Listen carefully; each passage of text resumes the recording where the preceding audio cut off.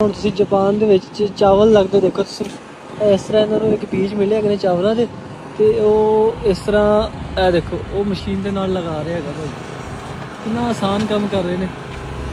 ਪਾਕਿਸਤਾਨ ਦੇ ਵਿੱਚ ਤਾਂ ਤੁਹਾਨੂੰ ਹੱਥਾਂ ਦੇ ਨਾਲ ਲਾਣੇ ਪੈਂਦੇ ਨੇ, ਉੱਥੇ ਮਿਹਨਤ ਹੁੰਦੀ ਹੈ, 15-20 ਬੰਦੇ ਲੱਗੇ ਹੁੰਦੇ ਨੇ।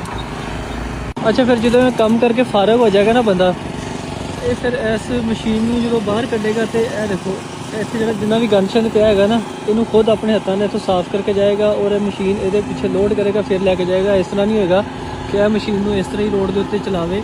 ਇਹ ਦਮ ਹੈਗਾ ਇੱਥੇ, ਮਤਲਬ ਮਨਾ ਹੈਗਾ ਇਸ ਤਰ੍ਹਾਂ ਦੀ ਮਸ਼ੀਨਾਂ ਰੋਡ 'ਤੇ ਚਲਾਉਣਾ। ਇਹਨੂੰ ਇੱਥੇ ਤੱਕ ਫਸਲ ਦੇ ਵਿੱਚ ਲਿਆਉਣ ਵਾਸਤੇ ਇੱਦਾਂ ਦੇ ਟਰੱਕ ਵੀ ਹੋਣਾ ਚਾਹੀਦਾ ਇਹਨਾਂ ਕੋਲ, ਜਿਹਦੇ ਪਿੱਛੇ ਲੋਡ ਕਰੇ ਤੇ ਫਿਰ ਇਹ ਘਰ ਲੈ ਕੇ ਜਾ ਸਕੇ।